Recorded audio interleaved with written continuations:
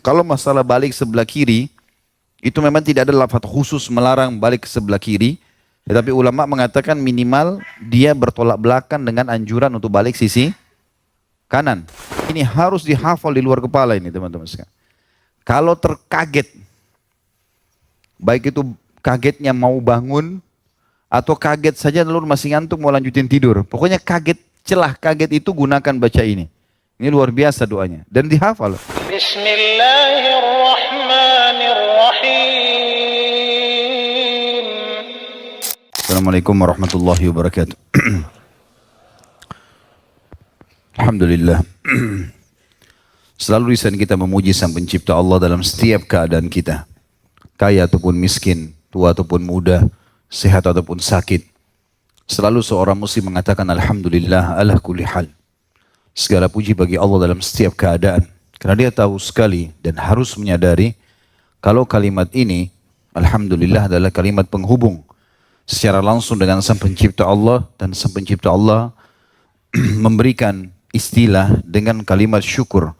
Berterima kasih kepadanya atas wujudnya kita di muka bumi ini. Juga kita panjatkan selanjutnya salam hormat kita, salawat dan taslim kepada manusia yang telah diutus oleh Allah kepada kita semua. Dan memang Sang Pencipta Allah telah mengucapkan salam hormat kepadanya sebagai bentuk ibadah dan kepatuhan kepada Sang Pencipta Allah. Dan itu akan dibalas secara langsung 10 kali tambahan rahmat dengan mengucapkan sekali. Yang berarti pengampunan dosa, peninggian derajat, pemenuhan segala kebutuhan. Maka jadilah seorang muslim yang selalu membaca salawat dan taslim kepada Nabi besar Muhammad sallallahu alaihi wasallam. Saking sempurnanya agama Islam, saudaraku seiman, sampai semuanya diatur. Dan makan, minum, berpakaian, semua ini termasuk hal yang rutin sekali dikerjakan setiap hari dan kebutuhan dasar. Makanya Islam datang mengatur tata caranya dan bagaimana perbuatan-perbuatan yang dasarnya dibebankan oleh Sang Pencipta Allah kepada setiap orang di antara kita, selalu lapar untuk butuh makanan, selalu haus untuk butuh cairan, selalu capek, letih, sakit untuk membutuhkan istirahat. Maka itu Allah SWT sudah aturkan semua. Bagaimana caranya sesuatu yang telah dibebankan kepada kita itu menjadi nilai pendekatan diri kepadanya Sang Pencipta Allah. Dan itu sebabnya kenapa dikemaslah sebuah tema namanya adab tidur. Syekh Abu Bakar Al-Jazair rahimahullah berkata, seorang muslim berpandangan bahwa tidur itu bagian dari karunia dan nikmat yang diberikan oleh Allah Subhanahu wa taala kepada manusia sebagaimana difirmankan di dalam surah Al-Qasas ayat 73. A'udzu billahi minasyaitonir rajim. Bismillahirrahmanirrahim. Wa mir rahmatihi ja'ala lakumul laila wan nahara litaskunu fihi wa litabtagu min fadlihi wa la'allakum tashkurun. Dan karena rahmatnya lah Allah Subhanahu wa taala, dia jadikan untuk kalian malam dan siang. Malam supaya kalian beristirahat, dan siang supaya kalian mencari dari karunia-Nya, bekerja. Dan semua itu agar kalian bersyukur kepadanya. Juga dalam surah Naba ayat 9 Allah Subhanahu wa taala berfirman, A'udzu billahi minasyaitonir rajim wa ja'alna naumakum subata. Dan kami jadikan tidur kalian itu betul-betul untuk istirahat. Jadi memang tidur adalah salah satu tanda-tanda dari kebesaran Allah Subhanahu wa taala. Tentu banyak sekali ayat yang membahas masalah malam dan siang, masalah tidur dan istirahat. Semua itu menjelaskan, dan ini diantaranya Allah jadikan istirahat memang atau tidur itu bagian daripada kebutuhan manusia. Tentu tidur ini teman-teman sekalian punya hukum-hukum syar'i dalam agama kita ya. Salah satu yang tidak terkena hukum adalah orang yang tidur. Karena dia lagi istirahat dan dia tidak sadar apa yang dia lakukan. Makanya kata Nabi SAW, diangkat pena catatan amal dari 3 orang. Anak kecil sampai dia balik, orang gila sampai dia sadar, dan orang tidur sampai dia bangun. Jadi kalau ada orang lagi tidur, suami istri misalnya, dia mimpi berantem lalu dia tonjok istrinya. Contoh saja. Contoh. Jangan dilakukan. Kemudian istrinya mati gara-gara tonjokan itu. Misal, kena hukum gak suaminya? Asal tidur benar ya. Jangan begitu habis tonjok terus pura-pura tidur. Atau mungkin istrinya sebaliknya. Tidak sadar dalam keadaan tidur. Karena kadang-kadang ada orang ngigau. Gak sadar. Dia mimpi berantem. Atau mungkin seorang ibu lagi nyusui anaknya. Dia lagi tertidur. Banyak anak-anak bayi meninggal. Tertekan dengan payudara ibunya misalnya. Atau yang semisalnya lah. Ya, semisalnya. Termasuk bunuh diri haram. Tapi ada orang lagi tidur, dia tidak sadar dia jalan jatuh dari teras rumah misalnya. Maka semuanya itu terlepas dari hukum. Ya. Karena memang dijadikan tidur untuk istirahat. Tidur juga ini teman-teman sekalian sebuah keajaiban. Karena kita terletak di atas ranjang kita atau di tempat tidur kita. Namun di dalam tidur kita bisa bermimpi menyaksikan banyak hal. Mungkin seseorang di antara kita mimpi membawa pesawat. Mungkin. Lagi perang. Ya. Atau mungkin orang mimpi biologis. Padahal sebenarnya dia tidak. Mimpi junub. Yang ketawa bujang ini ya. Saya cuma kasih contoh-contoh. Dan dia di atas ranjangnya. Dan kadang-kadang subhanallah pada saat seseorang lagi mimpi sesuatu yang menggembirakan. Dan ada yang membangunkan dia, dia menyesal kenapa dibangunin. Atau sebaliknya, dia mimpi buruk. Mungkin dia akan dibunuh oleh orang, mungkin dia masuk ke neraka, mungkin segala macam. Lalu kemudian ada yang membangunkan dan dia berterima kasih. Karena orang itu membangunkan dia. Dan seperti seakan-akan nyata. Dan Nabi SAW memang menyebutkan, tidur itu punya bekas. Artinya, seringkali yang terjadi itu bisa benar. Makanya Nabi SAW dikatakan dalam hadis sahih riwayat Bukhari, Aisyah berkata radhiyallahu anha, kalau Nabi SAW bangun tidur sering mengusap bekas tidur dari wajahnya. Alaihissalatu wassalam. Ya. Dan beliau memerintahkan para sahabat melakukan itu. Tidur juga teman-teman sekalian, terjadi prosesi keluarnya ruh. Tapi bukan seperti keluarnya pada saat meninggal. Ya. Makanya Nabi SAW mengatakan, an-naumu akhul maut. Tidur itu saudaranya kematian. Ya. Dalam ayat Al-Quran juga begitu disebutkan. Allah SWT menjelaskan kalau orang lagi tidur, maka dia akan mengembalikan ruh orang yang masih hidup dan dia menahan orang yang akan meninggal dunia. Seperti itulah. Ya. Jadi memang tidur sebuah tanda-tanda keajaiban yang Allah Subhanahu Wa Taala perlihatkan kepada kita. Dan ulama mengatakan tidur bisa dijadikan pelajaran tentang terjadinya hari kiamat. Artinya, kita nanti pada saat meninggal dan dihadirkan di mahsyar, dibangkitkan, kemudian masuk ke surga dan neraka, di situ kita akan seperti orang yang sedang mimpi dan terbangun. Oh ternyata ini dulu yang saya lalui. Histori hidup saya dari A sampai Z, inilah dia. Gitu. Sebatas itu saja. Gitu. Maka ini memang betul-betul keajaiban. Makanya Allah mengatakan ini adalah agar kalian bersyukur. Itu tanda-tanda kebesarannya Allah. Gitu kan.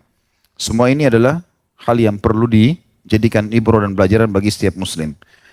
Kata Syekh Abu Bakar rahimahullah, lanjutan paragrafnya, istirahatnya manusia di malam hari setelah kesibukannya sepanjang siang hari merupakan hal yang dapat membantu kehidupan jasmaninya.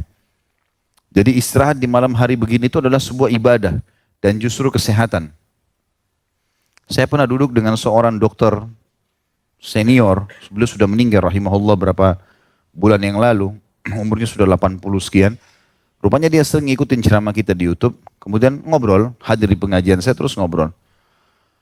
Lalu kemudian sampai beberapa penelitian dia secara ilmiah di Amerika, di Jepang, dia punya komunikasi dengan banyak dokter-dokter internasional. Dia bilang salah satunya keajaiban adalah bagaimana Al-Quran menceritakan kalau malam memang waktu untuk istirahat. Dan sebagian ilmuwan mengadakan penelitian. Kalau ada dua orang, yang satu 70 tahun, yang satu 70 tahun, dan ditemukan yang satu, si A dan si B misalnya. Si A ini selalu memaksimalkan waktu malamnya untuk istirahat, dan yang si B suka begadang, akan ditemukan si A jauh lebih sehat, jauh dari penyakit. Ya. lebih awet muda, lebih ini, lebih itu, segala macam poin yang disebutkan sama dia. Dan memang ternyata gelapnya langit ini memang untuk istirahat. Makanya juga ini dihubungkan dengan masalah, itu kalau secara medis ya, jasmani sebagaimana disebutkan di sini. Saya kasih contoh tadi penelitian itu. Sementara dari sisi hukum syar'i sendiri, hampir seluruh buku-buku hadis menyebutkan tentang bab khusus, diantaranya Abu Daud rahimahullah, bab khusus bab nahi anis samr, larangan untuk begadang. Jadi orang membuang-buang waktu di malam hari tanpa ada hal yang bermanfaat, maka itu dilarang. Disebutkan dalam banyak athar bahwasanya Nabi SAW, Abu Bakar dan Umar radhiyallahu anhum majma'in tidak begadang kecuali hal-hal yang darurat. Di antaranya takziah, menyampaikan wahyu, majelis ilmu, kalau wahyu turun di malam hari selepas Isya, atau menyambut tamu yang sedang datang, atau orang yang ditugaskan untuk berjaga-jaga, ya. Selain daripada itu semuanya istirahat. Dan saya sudah pernah sampaikan Umar bin Khattab radhiyallahu anhu seringkali selesai lepas Isya, habis sholat Isya, ba'da Isya, bubar dari masjid di zaman Nabi SAW sampai khilafah beliau, selalu bawa cambuk di jalanan. Kalau dia temukan ada orang-orang muslim lagi kumpul, ditanya, kenapa kalian kumpul? Kalau jawabannya takziah, silaturahim keluarga, udzur syar'i, maka dibiarkan sama Umar. Tapi kalau mereka cuma ngobrol-ngobrol kosong, dicambukin. Sambil Umar berkata, apakah kalian begadang di sini, ya, membuang-buang waktu sehingga sholat malam kalian dan subuh kalian terlalaikan? Ya. Maka tidur sebenarnya yang paling sehat itu di awal malam. Ya. Tentu Nabi SAW dalam hadis yang lain disebutkan membenci atau tidak menyukai tidur habis maghrib. Ya, ini tentu hikmah-hikmah yang antaranya takut kehilangan Isya dan seterusnya. Tapi Nabi SAW melarangnya secara umum. Tapi selepas Isya itu sudah masuk dalam anjuran. Dan kita dianjurkan sepertiga malam, 2 jam, 3 jam, sebelum subuh justru bangun untuk sholat tahajud karena waktu mustajab. Dan subhanallah orang-orang yang kena penyakit jantung, dikhawatirkan stroke, ini umumnya kalau terapi-terapi di rumah sakit biasanya di jam-jam ini disuruh bangun. Jam 2 malam, mereka jalan-jalan di teras kamar sampai menjelang subuh. Nah rupanya jam-jam seperti ini adalah jam-jam serangan yang sering datang dari penyakit-penyakit itu. Pada saat mereka beraktivitas, bergerak, maka dia bisa aman dari penyakit itu. Kita sudah disuruh bangun. Ya, untuk sholat lagi, bergerak. Gitu kan, di waktu-waktu ini. Oleh karena itu teman-teman yang terbiasa dengan begadang ini harus diubah polanya. Kecuali pada udzur-udzur syar'i. Jangan gunakan bahasa teman-teman sekalian, saya tidak bisa tidur. Tidak boleh. Saya bisa tidur. Gitu kan. Jangan bilang saya tidak bisa. Bisa insya Allah. Asal mau. Makanya kita pernah bahas di masalah adab makan. Pernah ada sahabat ini tahu orang-orang di zaman itu yang suka dengan kesombongan, kalau makan dengan tangan kiri. Maka dia pun di hadapan Nabi SAW makan dengan tangan kiri, semua makan tangan kanan. Kata Nabi SAW, makan dengan tangan kananmu. Dia mengatakan, saya nggak bisa ya Rasulullah. Maka Rasulullah SAW mengatakan, semoga kau nggak bisa. Semenjak itu betul-betul tidak pernah lagi kedua tangannya nggak bisa dipakai untuk nyuap ke mulutnya. Stroke tangannya.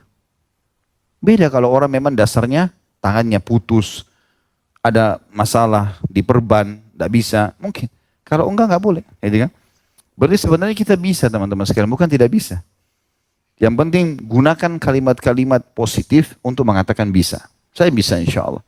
Mungkin butuh proses 2-3 hari, tapi biasakan. Kalau biasanya kita tidur pagi sampai menjelang duhur diganti, nggak usah tidur di situ. Gitu kan? Sunnah Nabi SAW tidur di 2 waktu, di waktu kailula itu di siang hari ya. Ada sebagian ulama mengatakan menjelang duhur, jam 11 sampai jam 12 kalau kita sekarang, atau selepas duhur sampai asar. Kata Nabi SAW, berkailulah kalian karena syaitan tidak berkailulah. Riwayat lain atau athar lain, tolonglah sholat malam kalian dengan kailulah dan tolonglah puasa kalian dengan sahur. Ya. Ada perintah untuk itu. Dan yang satunya adalah di awal malam atau selepas Isya, bila seseorang tidak ada udzur syar'i, dia beristirahat. Ya. Dikatakan selanjutnya, saya ulangi kembali ya, istirahatnya manusia kata beliau di malam hari setelah kesibukannya sepanjang siang hari merupakan hal yang dapat membantu kehidupan jasmaninya sehat, membantu agar tetap tumbuh dan tetap bergairah sehingga dapat melaksanakan tugas-tugas yang telah Allah jadikan sebagai tujuan hidupnya. Maka mensyukuri karunia ini mengharuskan seorang muslim untuk memperhatikan adab-adab berikut ini pada saat tidurnya. Yang pertama, tidak menunda waktu tidurnya sesudah sholat isya, kecuali karena keperluan darurat seperti mengulangi pelajaran atau ilmu. Seperti kita insya Allah termasuk menuntut ilmu ini, berbincang-bincang dengan tamu, kebetulan ada tamu datang, kita wajib melayani tamu. Atau bercengkrama dengan istri, ini khusus babnya juga boleh. Ya syukurlah orang yang punya istri, yang masih bujang apa boleh buat. Cengkrama dengan mengkhayal saja. Tapi yang jelas termasuk. Jadi kalau ada orang begadang karena istrinya ajak ngomong nggak masalah. Nggak berdosa. Kata Nabi SAW dalam hadis yang lain, 3 hal tidak termasuk hal yang sia-sia. Artinya berpahala walaupun buang-buang waktu istilahnya. Seseorang yang mencari nafkah, seseorang yang mengurus tunggangan jihadnya, dan cengkeramanya seseorang dengan istri. Maka miskin orang yang tidak nikah. Saya tidak tahu harus nasihat apa lagi. Abu Barzah telah meriwayatkan bahwasanya Nabi Muhammad SAW tidak menyukai tidur sebelum sholat isya atau ngobrol sesudahnya. Ini riwayat Bukhari nomor 548 dan Imam Muslim 647. Yang kedua, berusaha untuk tidak tidur sebelum berwudu terlebih dahulu, karena Rasulullah SAW telah bersabda kepada Al-Bara' ibn Azib radhiyallahu anhu, "Idza ataita madja'aka fatawadda wudu'aka lis-shalah." Apabila engkau hendak tidur, kata Nabi SAW kepada Al-Bara' radhiyallahu anhu, maka berwudu'lah terlebih dahulu sebagaimana wudu'mu untuk salat. Hadis ini riwayat Bukhari nomor 247 dan Imam Muslim 2710. Jangan tinggalkan ini teman-teman sekalian. Mau tidur walaupun malas, berdiri. Wudu dulu. Wudu itu 1 menit. Sebentar. Tapi syaitan selalu bisikan kita, nggak usah lah, udah ngantuk. Nggak, lawan. Ingat, sama syaitan nggak ada negosiasi. Semua bisikan dia negatif, enggak, saya nggak mau. Lawan. Dan sebatas itu kok. Syaitan mudah sekali dikalahkan, karena kalau kita tolak selesai, dia akan datangkan hila atau tipu muslihat yang lain. Kalau tidak berhasil, gitu kan? Wudu. Apalagi banyak sekali hadis-hadis yang menyebutkan tentang masalah wudu ini. Di antaranya hadis yang dihasankan oleh para ulama hadis, kalau seseorang tidur dalam keadaan berwudu, Allah titipkan malaikat bersamanya di ranjangnya. Dan setiap kali dia bergerak, malaikat tersebut memohonkan ampun untuknya. Hanya dengan wudu, gitu kan? Bersih, suci. Kenapa tidak ini? Dan kata Nabi SAW kepada beberapa sahabat, maukah kalian aku tunjukkan amalan yang paling banyak menghapuskan dosa dan meninggikan derajat di surga? Kata para sahabat, tentu ya Rasulullah. Kata Nabi SAW, berwudu di waktu-waktu yang dibenci dan memperbanyak langkah-langkah kaki menuju ke masjid. Jadi berwudu di waktu dibenci ini kata ulama termasuk pada saat mau tidur. Males, orang sudah nggak mau, udah ngantuk. Coba dilawan, wudu, gitu kan. Yang ketiga, tentu wudu juga punya keutamaan, sudah banyak kita bahas itu ya. Atau nanti ada bab sholat, kita akan bahas insya Allah ke depannya. Minimal sekali teman-teman, dia akan menjatuhkan dosa-dosa kita. Sebagaimana sabda Nabi SAW dalam hadis riwayat Muslim, tidak ada seorang Muslim yang berwudu kecuali akan berjatuhan semua dosa-dosa bersama tetesan air yang terakhir. Kalau dia mengangkat tangannya, berjatuhlah semua dosa-dosa dari telapak tangannya bersamaan dengan tetesan air yang terakhir. Kalau kumur-kumur dengan hidung, jatuhlah dosa dari bulu dan hidungnya. Kalau membasuh wajahnya, jatuh dosa dari matanya, gitu kan? Kemudian kalau dia membasuh kepalanya dari kepalanya, kalau kakinya maka jatuh dari kakinya. Jadi pembersihan dosa. Belum lagi penambahan cahaya pada hari kiamat. Sebagaimana Nabi SAW bersabda kepada para sahabatnya, aku ingin sekali ketemu dengan saudara-saudaraku. Kata para sahabat, ya Rasulullah, kami saudara-saudara anda. Kata Nabi SAW, bukan. Kalian adalah sahabat-sahabatku. Saudara-saudaraku yang akan datang sepeninggalku nanti.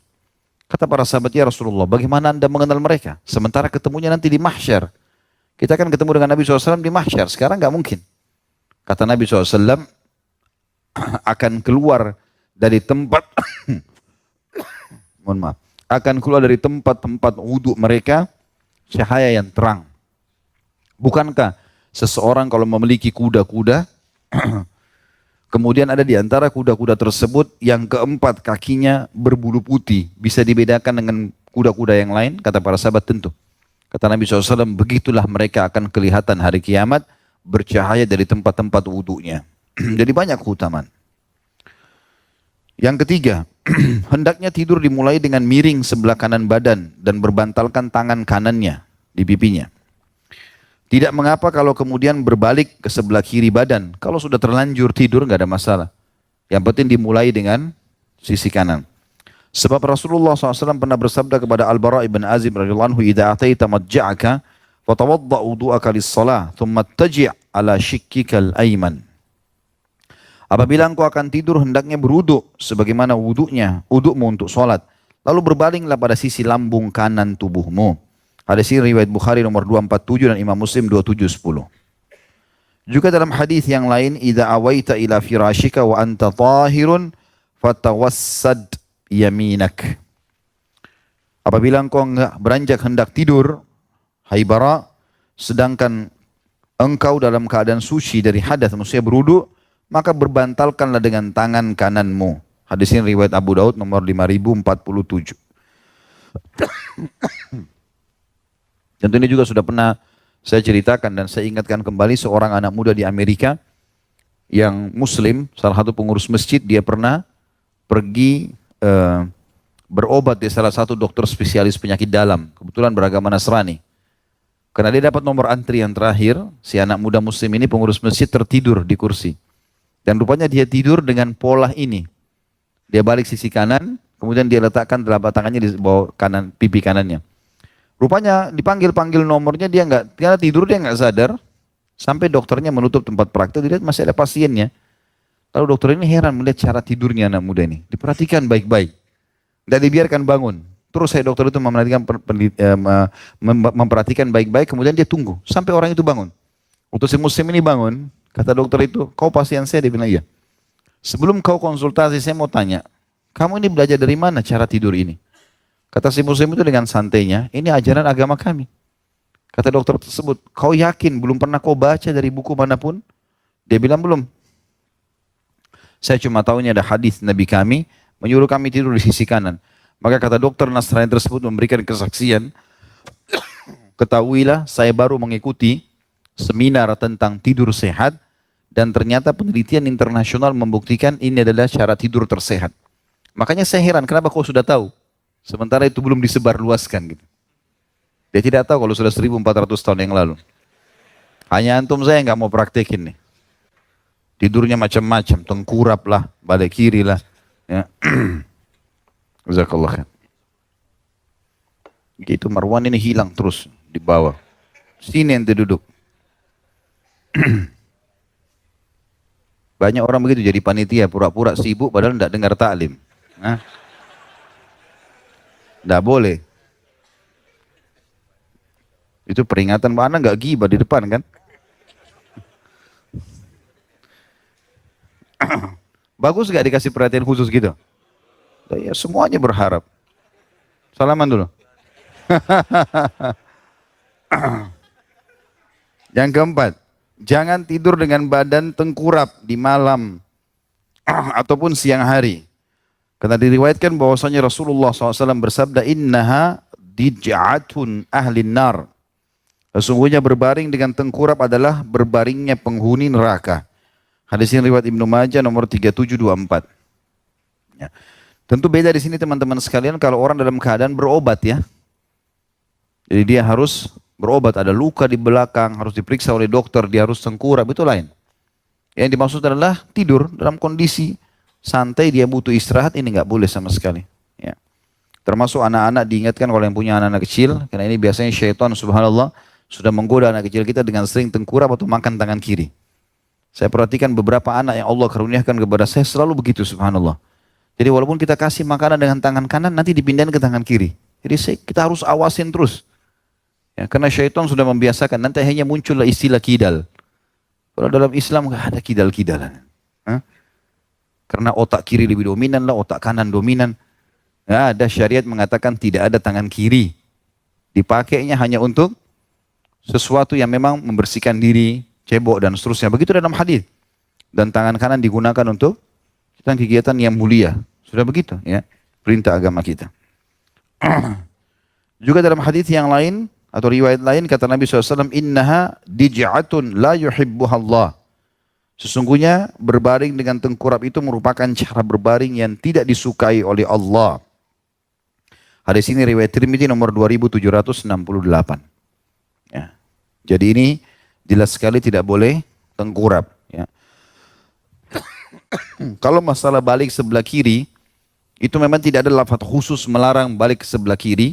Tetapi ulama mengatakan minimal dia bertolak belakang dengan anjuran untuk balik sisi kanan. Ya. Dan kita tahu bahwasanya sisi jantung ataupun hati manusia ada di sebelah kiri. Kalau dia tidur di sebelah kiri dia seperti menekannya. Ya. Kalau di sisi kanan tidak, berbeda. Dan ada penelitian juga, diadakan penelitian oleh beberapa ilmuwan muslim, kalau tidur di sisi kanan dengan beberapa jam, itu atau tidur di sisi kanan, manfaatnya bisa double ya, dengan waktu yang sama kalau tidur di sisi kiri. Jadi misalnya balik sisi kanan tidur 3 jam. Sementara balik sisi kiri 6 jam, itu manfaatnya baru sama. Dengan 6 jam sana manfaatnya sama dengan 3 jam di sini. Ya, jadi banyak sekali kelebihan-kelebihan. Tapi yang paling penting adalah kita mengejar pahala yang dijanjikan hanya dengan tidur dan berwudu tadi. Ya. Bisa dijalankan? Baik. Yang kelima, hendaknya mengamalkan zikir-zikir berikut ini. Yang pertama dari poin kelima ini adalah membaca 33 kali seperti habis sholat. Subhanallah, Alhamdulillah, Wallahu Akbar. Ini dibaca masing-masing 33 kali. Lalu dia membaca 100-nya.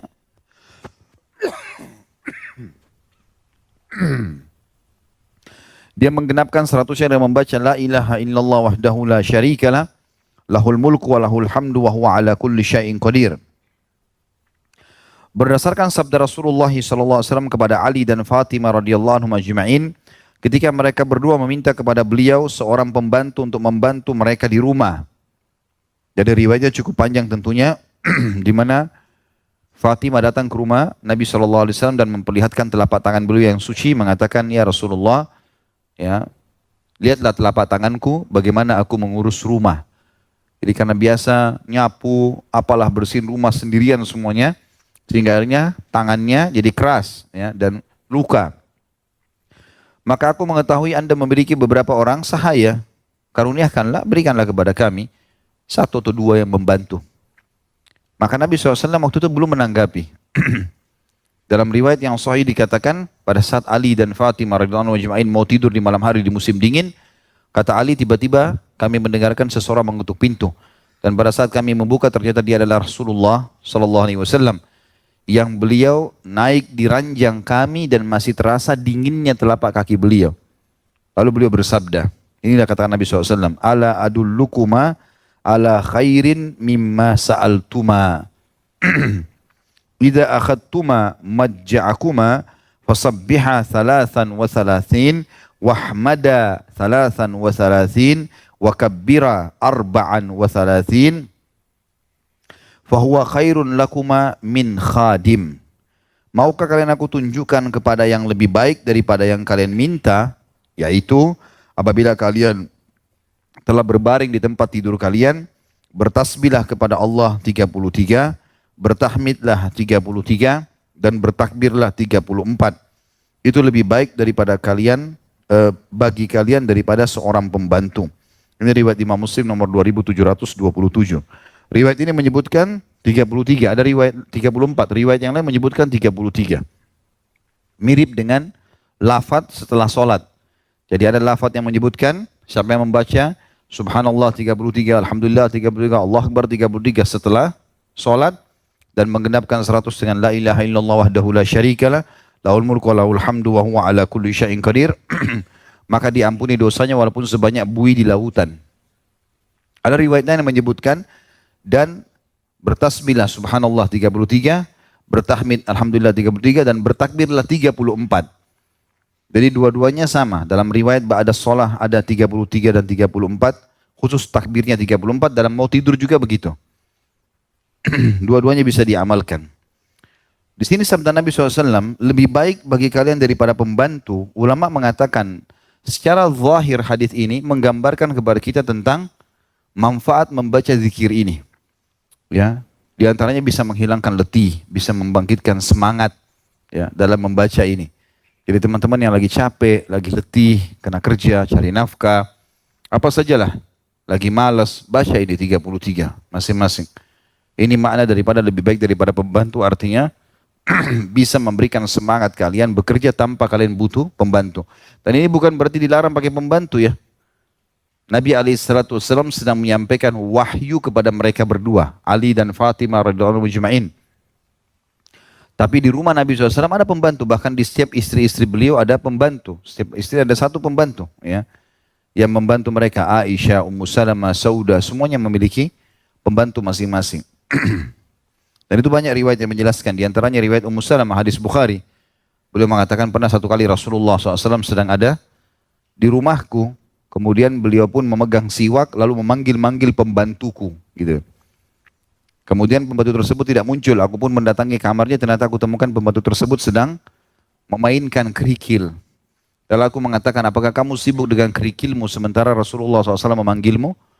Maka dia pun segera menghadap kepada Nabi SAW, pembantu tersebut, lalu mengatakan, ya Rasulullah, demi zat yang telah mengutusmu, sesungguhnya aku tidak dengar. Kata Nabi SAW, kalau bukan karena kisos, aku bisa mencambukmu dengan kayu siwak ini. Mestinya kamu jawab. Tidak, seperti itulah. Tapi saksi bahasan ada pembantu. Waktu Aisyah radhiyallahu difitnah berzina dengan Safwan, maka Ali bin Abi Thalib itu ditanya pendapatnya, bagaimana pendapatmu hai Ali? Kata Ali, ya Rasulullah, orang yang paling dekat dengan Aisyah ada pembantunya. Tanya, pernah nggak dilakukan? Pembantu pasti tahu apa yang dikerjakan oleh majikannya. Maka mereka pun datang dan menyanyikan pembantu tersebut, dan pembantu tersebut mengatakan, saya tidak pernah mengetahui ada kesalahan dari Aisyah radhiyallahu anha. Jadi intinya ada pembantu. Jadi hadis ini bukan masalah melarang pembantu, tetapi memberikan hukum, menyampaikan hukum syar'i tentang kalau orang tidak mampu, dia harus urus anaknya sendiri, rumahnya sendiri, maka dia bisa ikutkan dengan zikrullah ini.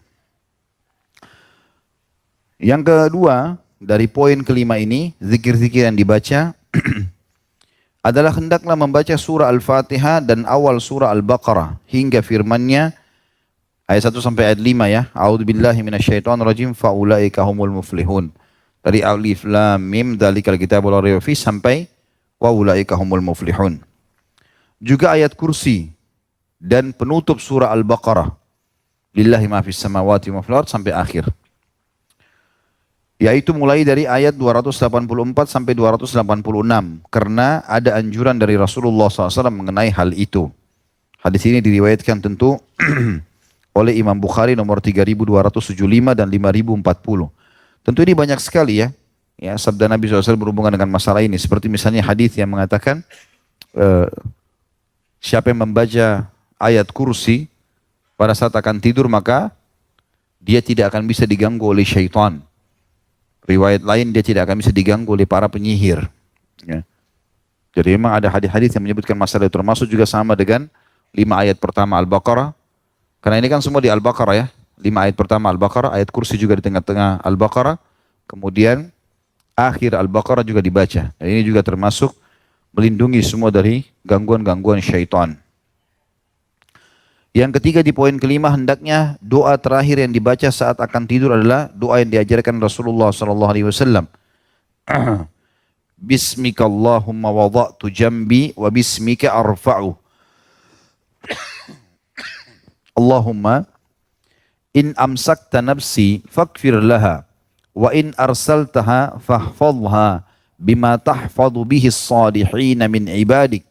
Allahumma inni aslamtu nafsi ilaik wa fawwadtu amri ilaik wa alja'tu dhahri ilaik astaghfiruka wa atubu ilaik amantu bi kitabika alladhi anzalt wa bi nabiyyika alladhi arsalt faghfir li ma qaddamtu wa ma akhart wa ma asrartu wa ma alant wa ma anta a'lamu bihi minni antal muqaddimu wa antal muakhir la ilaha illa ant rabbi kini adzabaka yawma tab'atsu ibadak.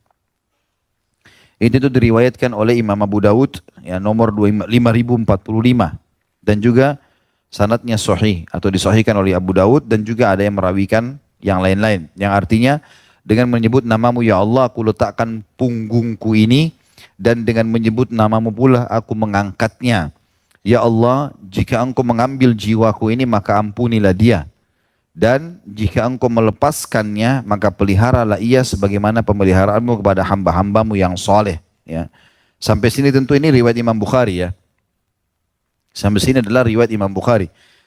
Ada footnote nomor 479 di situ, nomor 7393.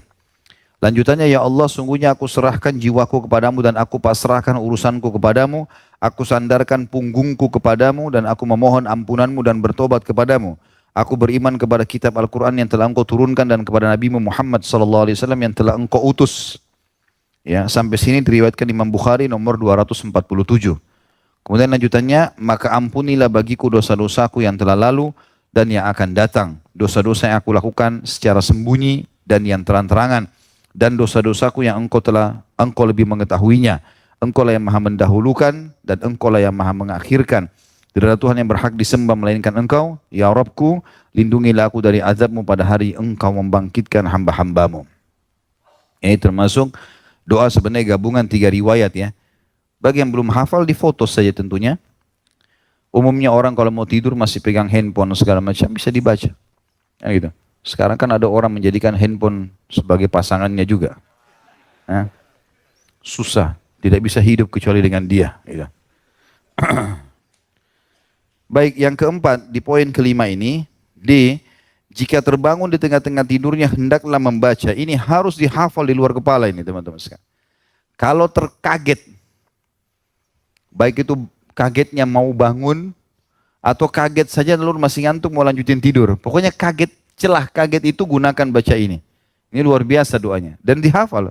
Antum sudah hafal sebenarnya. Ini bunyinya adalah kalau dia terbangun di tengah-tengah tidurnya hendak membaca la ilaha illallah wahdahu la syarikalah lahul mulku wa lahul hamdu wa huwa ala kulli syai'in qadir. Subhanallah walhamdulillah wa la ilaha illallah wallahu akbar wa la hawla wa la quwata illa billah. Thumma qala Allahumma ighfirli. Ya. Jadi di sini ikhwah sekalian 3 zikir yang digabungkan ya. La ilaha illallah wahdahu la syarika lahul mulku wa lahul hamdu wa huwa ala kulli syai'in qadir. Lalu disambung subhanallah walhamdulillah wa la ilaha illallah wallahu akbar. Yang terakhir wa la hawla wa la quwata illa billah. Ya. Ini semua sudah dihafal kan? Hafal nggak? Cambuk aja kalau enggak. Zikir paling gampang ini. Ya. Kalau ini juga belum dihafal, la haula wa la quwata illa billah. La ilaha illallah wahdahu la syarikalah, lahul mulku wa lahul hamdu wa huwa ala kulli syai'in qadir. Tidak ada yuhyi wa yumitnya ya. Subhanallah walhamdulillah wa la ilaha illallah Allahu akbar wa la haula wa la quwata illa billahil aliyil azim. Wa la haula wa la quwata illa billah. Ada riwayat lain aliyil azim juga ada tambahannya. Kemudian tambah dengan satu kalimat Allahumma ighfirli. Ini kata Nabi SAW, siapa yang baca ini pada saat kaget malam hari, ya, maka diampuni semua dosanya. Semua dosanya. Kalau dia berdoa diijabah. Kalau dia sholat diterima. Hah? Luar biasa ini. Padahal zikir yang sudah kita hafal. Gitu kan? Maka harus diterapkan ini teman-teman sekalian. Ya. Ini kata Nabi SAW yang artinya tidak ada Tuhan yang berhak disembah kecuali Allah. La ilallah wahdahu la syarikalah. Lahul mulku wal hamdu wa huwa ala kulli syai'in qadir. Tidak ada sekutu baginya. Kepunyaannya lah segala kerajaan dan segala puji baginya. Kemudian subhanallah walhamdulillah wa la ilaha illallah Allahu akbar. Ya. Maha suci Allah. Segala puji bagi Allah. Tidak ada Tuhan yang berhak disembah selain Allah. Allah maha besar. Wala haula wala quwata illa billah. Dan tidak ada dan upaya kecuali dengan pertolongan Allah. Kemudian dia membaca, Allah maghfirli, ya Allah ampunilah aku. Lalu berdoa dengan doa apa saja yang ia suka, niscaya dikabulkan. Karena Rasulullah SAW bersabda, Man ta'ara bil-lail, faqala hina istaikid. Barang siapa yang terbangun kaget di malam hari, lalu dia pada saat bangun itu membaca, disebutkan dalam lafaz hadis tadi, ya doa-doa zikir itu, thumma da'as tujibalah. Kemudian dia berdoa, niscaya dikabulkan doa-doanya. Hadis ini diriwayatkan oleh Imam Bukhari, nomor 1154. Lafaz yang lebih lengkap, diampuni dosa-dosanya yang lalu. Kalau dia berdoa diterima doanya. Kalau dia sholat diterima sholatnya. Jika ia bangkit lalu berwudu, kemudian melakukan sholat, niscaya sholatnya diterima. Atau ia berdoa, la ilaha illa anta subhanaka Allahumma astaghfiruka li dhanbi wa as'aluka rahmatak Allahumma zidni ilma wa la tuzigh qalbi ba'da idh hadaitani wa hab li min ladunka rahmah innaka antal wahhab. Ini riwayat ini diriwayatkan oleh Imam Abu Daud nomor 5061 yang artinya tidak ada Tuhan yang berhak disembah melainkan Allah. Maha suci Engkau ya Allah, aku memohon ampun kepadamu atas dosa-dosaku, aku memohon rahmatmu, ya Allah berikanlah aku tambahan ilmu dan jangan Engkau sesatkan hatiku sesudah Engkau memberiku petunjuk dan berilah aku rahmat darimu, sungguhnya Engkau lah yang maha pemberi. Yang keenam, hendaknya mengamalkan zikir-zikir berikut ini apabila bangun dari tidur. Tadi kan itu pada saat terkaget tidur, ada zikir sebelum tidur, ada zikir pada saat kaget, ada zikir pada saat sudah bangun, ya. Kita tutup dengan poin keenam ini tentunya dengan beberapa anjuran zikir. Hendaklah mengamalkan zikir-zikir berikut ini apabila bangun tidur. Yang pertama, apabila bangun tidur dan sebelum bangkit dari tempat tidur hendaknya membaca Alhamdulillahilladzi ahyana ba'da ma amatana wa ilaihin nusyur. Segala puji bagi Allah yang telah mengembalikan hidup kami setelah Dia mematikan kami, ya, atau menghilangkan dengan tidur dan kepadanya lah kami atau kepada Allah lah akan dikembalikan atau kita semua akan dikembalikan. Hadis ini riwayat Bukhari nomor 6312. Dan ini tadi tentu dalil hadis Bukhari ini yang sebagian ulama pegangi tentang apa yang saya jelaskan tadi di awal pertemuan, ya. Kalau orang tidur itu ruhnya bisa keluar tapi bukan keluar seperti kalau dia meninggal. Ya, makanya di sini dikatakan segala puji bagi Allah yang telah menghidupkan kami setelah mematikan kami. Alhamdulillah di ahyana, hidupkan kami ba'da ma amatana, setelah mematikan kami. Ya, sebagaimana saya jelaskan tadi. Yang kedua, hendaknya mengarahkan pandangan matanya ke atas langit dan membaca 10 ayat terakhir dalam surah Al-Imran. Bila ia hendak melakukan sholat tahajud. Karena Ibnu Abbas radhiyallahu anhu menuturkan, ketika aku bermalam di kediaman bibiku Maimunah, istri Rasulullah SAW, Rasulullah SAW bangun pada pertengahan malam atau beberapa saat sebelumnya atau beberapa saat sesudahnya. Beliau bangun lalu mengusap mukanya dengan tangannya untuk menghilangkan rasa kantuk. Tadi saya bilang menghilangkan bekas tidur itu, ya. Sunnah juga mengusap wajah. Kemudian beliau bangkit. Kemudian beliau membaca 10 ayat terakhir dari surah Al-Imran. Kemudian beliau bangkit menuju bejana berisi air yang digantung dan berwudu dari situ dan beliau sempurnakan wuduknya. Setelah itu beliau sholat. Ini riwayat Bukhari nomor 183. Jadi membaca 10 ayat terakhir surah Al-Imran. Itu teman-teman nanti bisa lihat sendiri, ya. Yang ketiga, hendaknya membaca sebanyak 4 kali doa berikut. Allahumma inni asbahtu bihamdika ushiduka wa ushidu hamalata arshika wa malaikataka wa jami'i khalqika annaka antallahu alladhi la ilaha illa anta wa anna muhammadan abduka wa rasuluh. Itu tuh masuk dalam zikir pagi sebenarnya, ya. Ya, Syekh Abu Bakar rahimahullah masukkan dalam zikir bangun tidur di sini. Tapi ini yang jelas sunnahnya adalah dibaca pada saat pagi. Boleh bangun tidur ataupun selepas sholat subuh. Ini diriwayatkan oleh Abu Daud. Ya Allah, sungguhnya aku telah berada di pagi hari. Segala puji bagimu. Aku persaksikan kepadamu dan aku persaksikan para malaikat pengusung arshmu kepada seluruh dan juga seluruh malaikatmu dan segenap makhlukmu bahwasanya engkau adalah Allah yang tidak ada Tuhan yang berhak disembah selain engkau dan Muhammad adalah hamba juga utusanmu. Ini tentu hadisnya kata Nabi SAW, siapa yang membaca ini 1 kali seperti dia sudah menyelamatkan 1/4 tubuhnya dari api neraka. Yang baca 2 kali dia seperti menyelamatkan setengah tubuhnya dari api neraka. Yang baca 3 kali dia seperti menyelamatkan 3/4 dari tubuhnya dari api neraka. Dan siapa yang baca 4 kali dia menyelamatkan seluruh tubuhnya dari api neraka. Sebab Rasulullah SAW bersabda, man qala marratan a'taqallahu rub'ahu minan nar, wa man qalaha marrataini a'taqallahu nisfa, wa man qalaha thalathan a'taqallahu thalathata arba'i, fa in qalaha arba'an a'taqahu Allahu minan nar. Barang siapa yang membaca 1 kali niscaya Allah membebaskan 1/4 jasadnya dari neraka. Barang siapa yang membacanya 2 kali niscaya Allah membebaskan setengah dirinya dari neraka. Dan barang siapa yang membacanya 3 kali, niscaya Allah membebaskan 3/4 jasadnya dari neraka.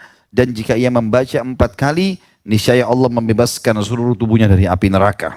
Hadis ini, hadisnya sanadnya sahih, diriwayatkan Abu Daud nomor 5069. Yang keempat di sini dari poin ke-6, apabila melangkahkan kaki di depan pintu untuk keluar hendaknya membaca Bismillah tawakkaltu 'ala Allah la haula wala quwata illa billah. Artinya ini umumnya ulama masukkan dalam doa keluar rumah, tapi Syekh Abu Bakar rahimahullah menganggap ini doa begitu tinggalkan ranjang, keluar dari ruang tidur ke ruang tamu misalnya, ataupun ke tempat-tempat lain termasuk keluar rumah membaca ini. Dengan menyebut nama Allah, aku bertawakal kepada Allah, tidak ada dan tidak ada kekuatan kecuali dengan pertolongan Allah. Hadis ini tentu diriwayatkan oleh Imam Tirmidzi dengan sanad sahih. Kata Nabi SAW dalam hadis, "Idza qala al-'abdu hadza, kina lahu kufita wa ukita wa tanahha anhu syaitan." Apabila seorang hamba membaca zikir ini, maka dikatakan kepadanya, engkau telah dicukupkan dan diberi perlindungan, dan syaitan pun berpaling darinya. Hadis ini hasan, diriwayatkan Tirmidzi nomor 3426. Dalam riwayat lain dikatakan, setiap syaitan yang bertemu dengannya di jalan akan berkata pada teman-temannya, orang ini nggak bisa lagi kita goda karena dia telah diselamatkan oleh Allah. Yang kelima, dan ini yang terakhir dari poin ke-6 adalah apabila meninggalkan pintu rumahnya hendaklah membaca kalau dia mau ke masjid ya pada subuh hari, Allahumma inni a'udzubika an adilla au udalla au azilla au uzalla au adlima au udlam au ajhala au yujhalu alayya. Ya Allah, sungguhnya aku berlindung kepadamu agar aku tidak tersesat atau disesatkan, terpeleset atau dipelesetkan, atau dihina atau menghinakan ya, berbuat zalim atau dizalimi, atau bertindak bodoh atau dibodohi oleh orang lain. Hal ini sebagaimana dituturkan oleh Ummu Salamah radhiyallahu anha, Rasulullah SAW tidak pernah keluar dari rumahku melainkan pasti mengarahkan pandangannya ke langit lalu membaca. Sampai sini diriwayatkan Abu Daud nomor 5094. Bunyinya, Allahumma inni a'udzubika min Allahumma inni a'udzubika an adilla au udalla au azilla au uzalla au adlima au udlam au ajhala au yujhalu alayya. Ya Allah, sesungguhnya aku berlindung kepadamu agar tidak tersesat atau disesatkan, terpeleset atau dipelesetkan, atau di sini menghina atau dihinakan ya, berbuat zalim atau dizalimi, ataupun bertindak bodoh atau dibodohi oleh orang lain. Allahu a'lam. Baik, begitu saja teman-teman sekalian materi kita. Dan insya Allah kita akan lanjutkan lagi pertemuan akan datang. Semoga Allah mudahkan membahas masalah bab akhlak dan juga Allah memudahkan kita mengamalkannya. Subhanakallahumma bihamdika asyhadu an la ilaha illa anta astaghfiruka wa atubu ilaik. Wassalamualaikum warahmatullahi wabarakatuh.